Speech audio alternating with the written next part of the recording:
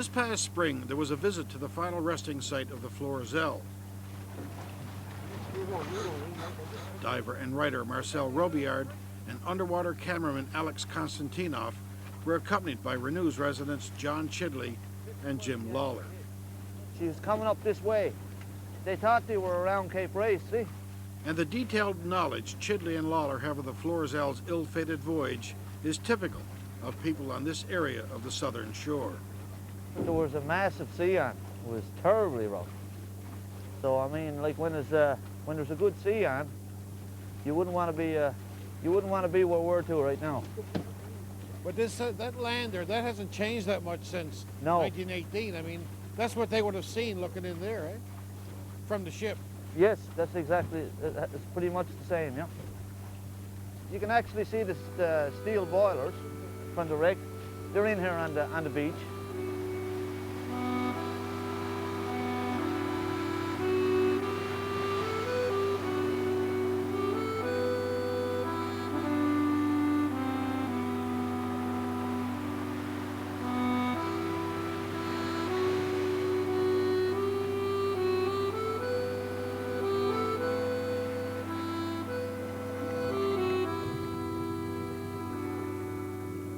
Out on the ocean floor, though, there's not much to be seen of the florizel's remains on this particular day.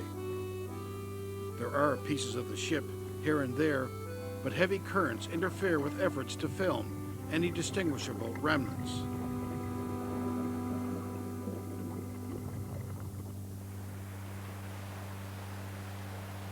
But nothing seems to interfere with Paddy McCarthy's remarkable memories of the florizel. He could still recall, for example, the sight of rescue ships arriving from St. John's on the afternoon of Sunday, February 24th.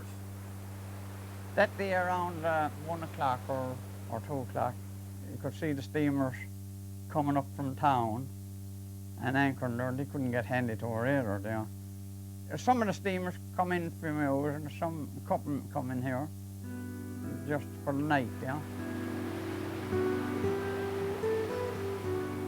It was Monday morning, in fact, the 25th, before rescuers were able to take survivors from the florizel's shattered deck.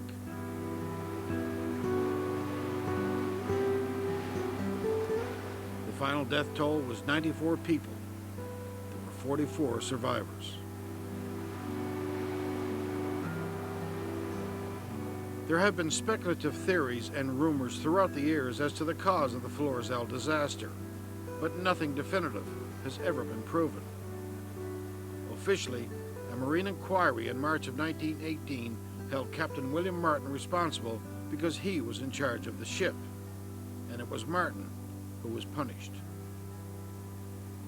He had to take responsibility, and of course his license certificate was suspended. But I'd like to mention that the loss of the florizel and the cause is still one of those mysteries in marine history in Newfoundland and Labrador.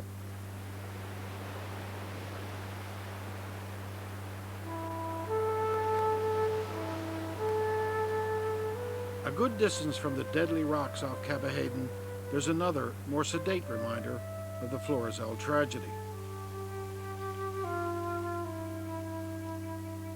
In memory of Betty Munn, the little girl who perished in the disaster, her family had this statue of Peter Pan erected in Boring Park in St. John's.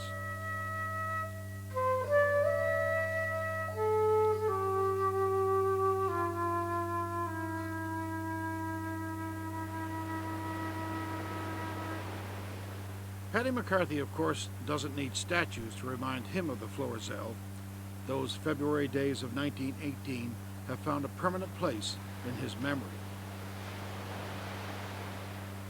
And even to this day, McCarthy still sounds mesmerized by the crude and inexplicable end to the florizel.